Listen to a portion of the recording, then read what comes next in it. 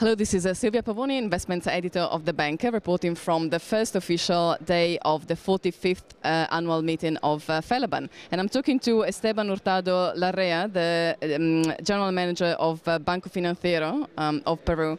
Esteban, we were talking about the great story that the Peruvian economy is, and of course, this means that its banks are also thriving. And I know that you had a pretty good year with the acquisition of the leasing operator Banco Financiero. So what are your comments on the past 12 months and your comments on the future as well? Thank you, Silvia. Well, basically, Banco Financiero has been growing, taking advantage of the growth as we're experiencing in Peru in general. That has allowed us to diversify and grow our businesses in different areas. One of the most important areas we've been growing is in trade finance. And recently we've concluded an acquisition that allows us to multiply our growth in that area. So we are very happy and with a very positive look towards the near future. This year we expect to grow in our trade finance division around 20%. And we should expect the same levels for next year.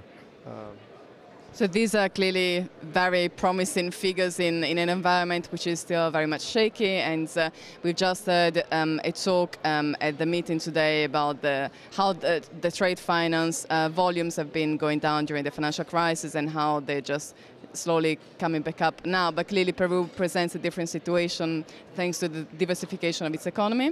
Right, Peru has a very interesting situation because it has been diversifying its economy. So at the current time, it's not only have trade operations with Europe and the United States, but also has a very important trade operation with Asia and China in particular. So even though probably Europe and United States is not doing that well at the present time, the Peruvian economy has been able to sustain its growth, growing through other countries such as China and other countries in Asia that are buying goods and services from Peru.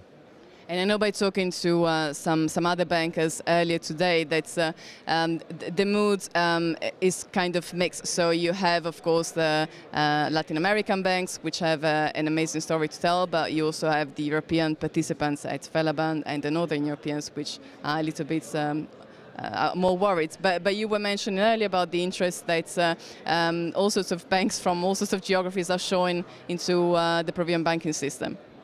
Yes, because given the current situation and the fact that Peru is outperforming a lot of countries and markets, there's an interest in terms of diversifying investments in Peru.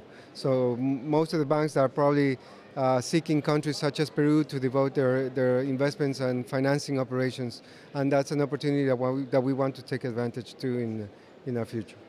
Thank you very much for your comments. Thank you very much. Thank you.